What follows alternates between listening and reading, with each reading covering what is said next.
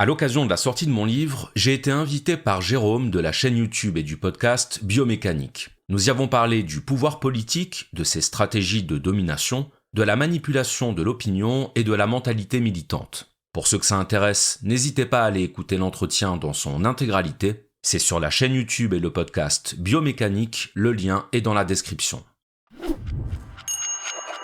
Quel est pour toi le signe le plus évident, le plus logique ou le plus visible qui nous indique que notre pensée n'est plus vraiment la nôtre? Et peut-être, deuxième question, comme ça je t'envoie une fournée, est-ce que tu penses qu'il pourrait y avoir un test ou une façon de savoir si nous sommes bernés par nos propres croyances? Que chacun pourrait faire pour se dire, merde, ce que je sais en fait, je fais ce test, je fais ce truc.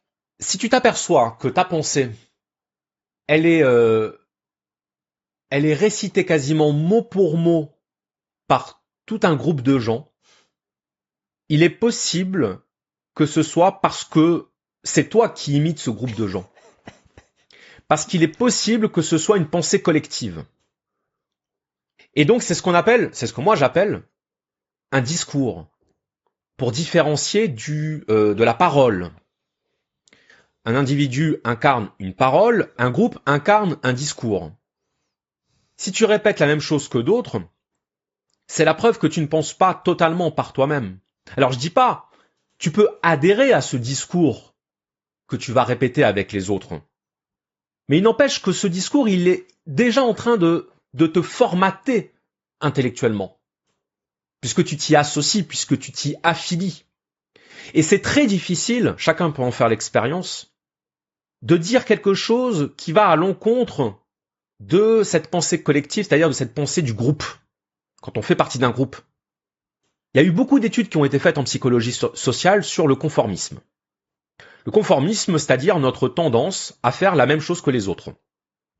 Et l'explication est toute simple, elle est liée à l'évolution humaine, c'est qu'on a besoin du groupe pour survivre. Un animal séparé de son groupe, et encore plus un animal exclu de son groupe, c'est un animal vulnérable. C'est un animal qui n'est plus sous la protection du groupe. C'est un animal qui ne va plus bénéficier de l'entraide à l'intérieur du groupe. Même des gens comme Kropotkin, anarchiste russe, ont très bien parlé de ça. Pour en revenir à ta question, un bon test, c'est de se poser la question, est-ce que ma pensée est le reflet de la pensée du groupe auquel j'appartiens? Ou bien est-ce que ma pensée est indépendante ou bien peut entrer en contradiction avec la pensée du groupe auquel j'appartiens? Je disais, c'est très difficile de penser par soi-même, c'est déjà très difficile d'en être conscient, mais c'est aussi très difficile d'assumer de ne pas penser comme le reste du groupe. Il y a des expériences qui ont été faites, qui ont montré que dans certaines situations, les gens disaient le contraire de ce qu'ils pensaient vraiment pour correspondre à la pensée du groupe. Un exemple, tu sais, c'est le fameux test des lignes sur le tableau.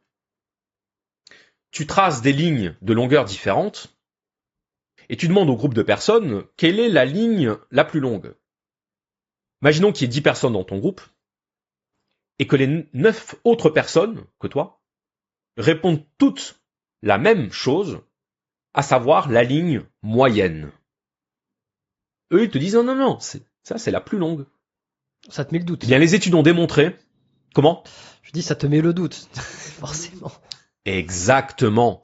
Eh bien, ça te met tellement le doute que la plupart des gens finissent par dire oui, vous avez raison. C'est-à-dire que la plupart des gens sont prêts à croire qu'ils sont dans l'erreur pour se conformer au groupe.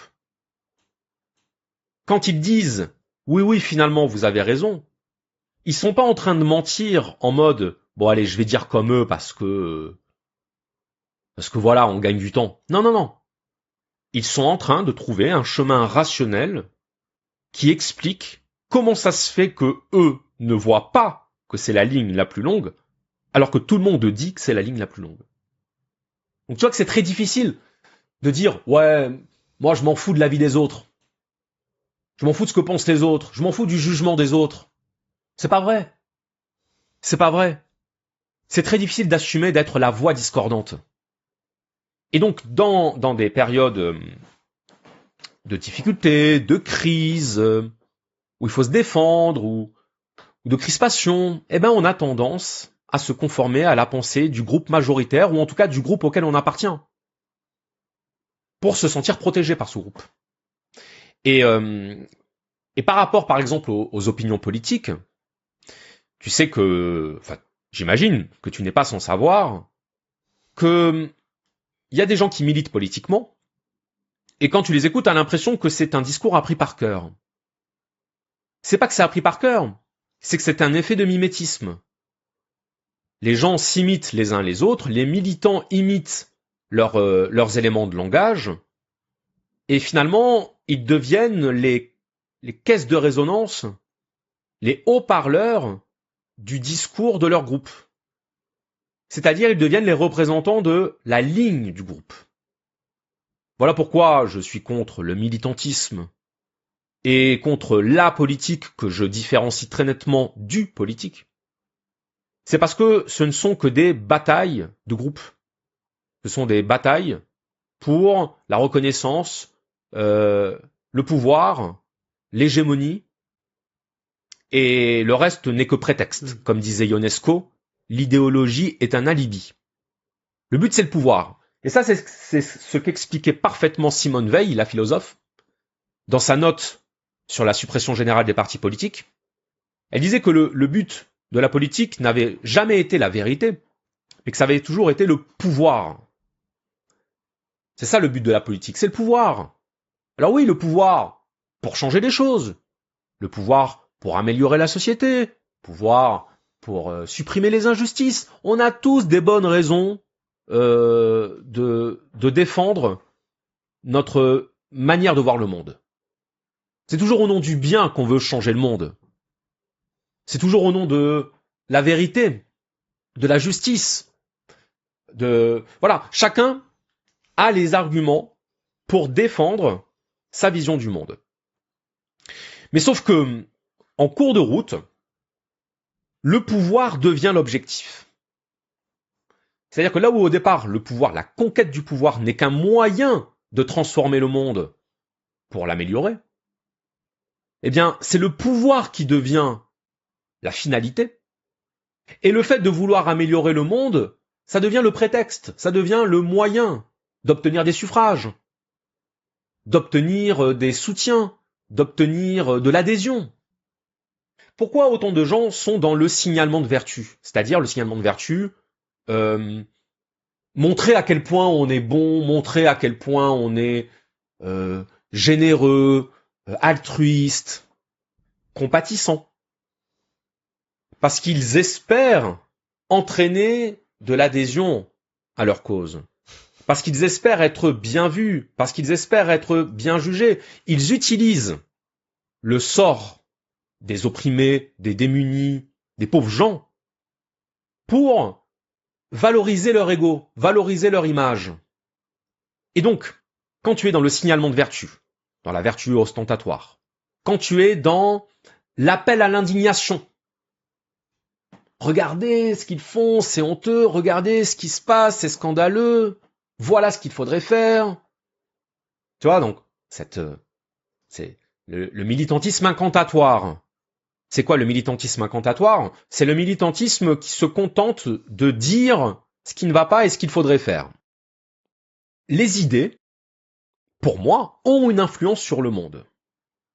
Les idées, les paroles, les discours ont une influence sur le monde. Mais je ne pense pas, à titre personnel, parce que je suis trop matérialiste pour ça, matérialiste. Philosophiquement, ça veut dire que ce sont les phénomènes matériels qui sont déterminants, et non pas la couche idéologique qui accompagne les phénomènes matériels.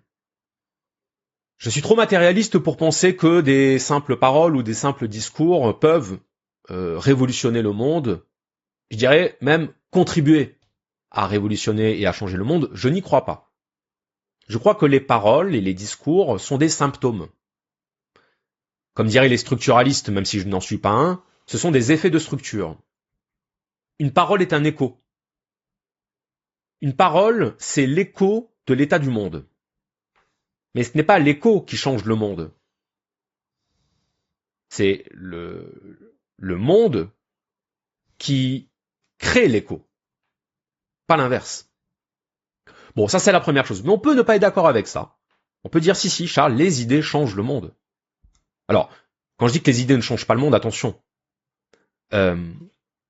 Si tu as les moyens matériels d'imposer tes idées, les idées peuvent changer le monde. Bien entendu, c'est pas pour rien que les milliardaires achètent des organes de presse et des organes d'information.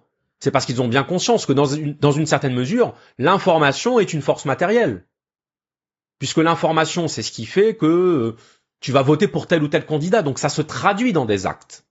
On est bien d'accord? Bien sûr. Mais une parole en soi et un discours en soi, ça ne change pas grand-chose à la situation matérielle. Bref, ça c'est le premier point. Le deuxième point, c'est de se dire, qu'est-ce qui est efficace quand on est militant? Qu'est-ce qui est efficace? Est-ce que ce qui est efficace, c'est de convaincre l'autre, ou est-ce que c'est de le combattre? Et là encore, c'est une vraie question. Et tout le monde n'est pas d'accord. Je constate que beaucoup de militants sont dans le combat et ne cherchent pas à comprendre la logique de leur adversaire. Tu vas me dire, bah oui, mais c'est normal. Si c'est leur adversaire, ils vont pas chercher à être compréhensifs. Ils vont chercher à être offensifs. Eh bien, moi, je pense que c'est une erreur. Je pense que c'est une erreur de vouloir imposer à l'autre sa manière de voir le monde sans chercher à comprendre la sienne. Parce qu'en tant qu'être humain, nous sommes tous animés par un ego qui fait que quand on cherche à nous imposer une idée avec laquelle on n'est pas d'accord, ça produit de la réactance. Quand tu nies la pensée de quelqu'un, tu es en train de nier une partie de son humanité. C'est pour ça que, je prends un exemple très concret. Imagine qu'il y ait une réunion de travail ou une réunion de groupe, peu importe. On demande son avis à chacun et toi, hop, au moment où c'est ton tour, on saute, on passe au suivant, on t'écoute pas. Tu vas te sentir humilié. Ça va t'énerver. Parce qu'on aura nié ton avis, on aura nié ta pensée, on aura nié ta conscience. Donc une partie de ton humanité. Maintenant, imagine encore pire. On t'écoute, mais on ne t'entend pas. C'est-à-dire, on te laisse parler, puis on enchaîne et on fait comme si tu n'avais rien dit. T'as envie de dire, mais pourquoi vous m'avez donné la parole si c'est pour finalement ne pas m'écouter? Tous ces exemples que j'accumule depuis tout à l'heure sont là pour montrer que personne n'aime qu'on nie sa pensée, ou qu'on méprise sa pensée, ou qu'on dévalue sa pensée. Ou ses idées. Parce que... Comment? Ou ses idées. Sa pensée. Ses idées. Parce que tout le monde pense avoir de bonnes raisons de penser ce qu'il pense. C'est très rare les gens qui vont te dire moi je pense ça, mais je sais pas pourquoi. Moi je pense ça, mais je pourrais tout aussi bien penser le contraire.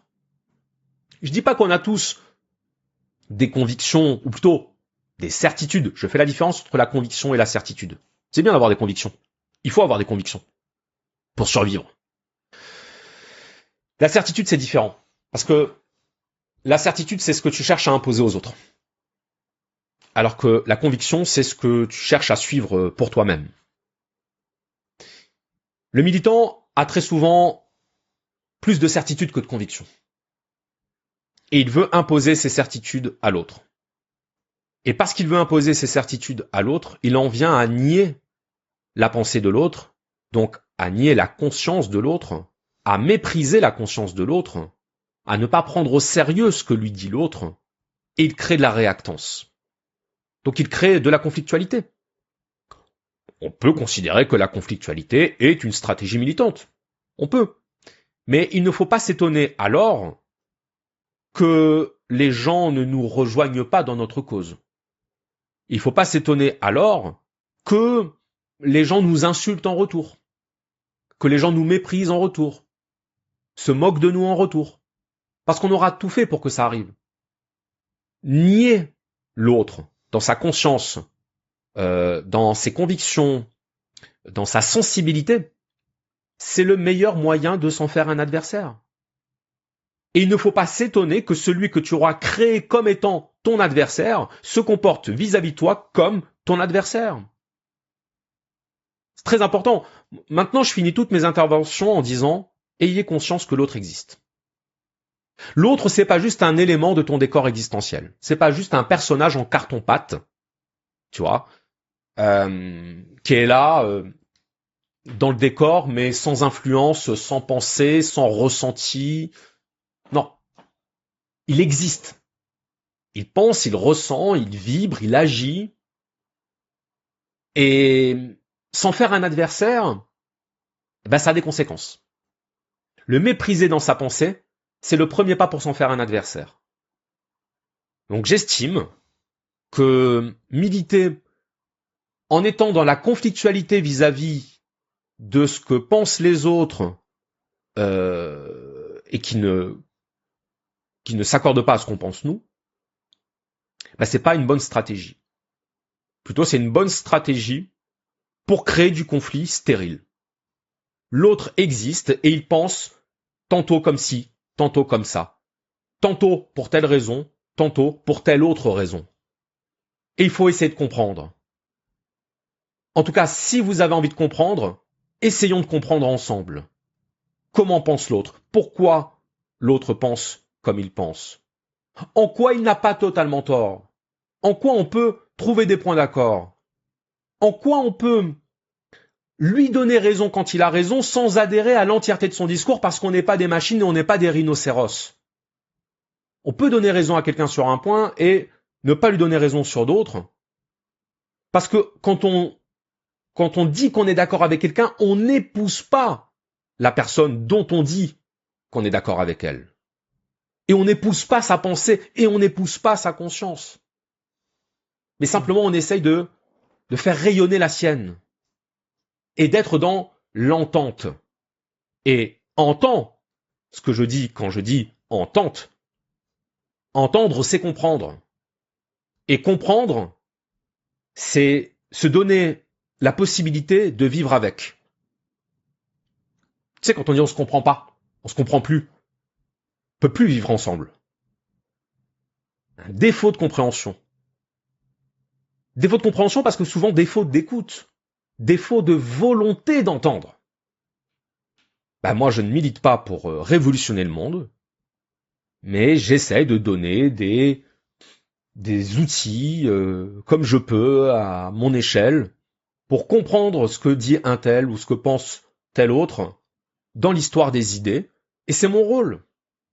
Et je dis pas que je peux pas en sortir, je dis que je n'ai pas la prétention de faire plus que ça. Si d'autres ont la prétention de faire plus, mieux, plus grand, plus impactant, plus ambitieux, qu'ils le fassent, mais qu'ils ne méprisent pas ceux qui pensent que ce n'est pas ça qui fera changer le monde.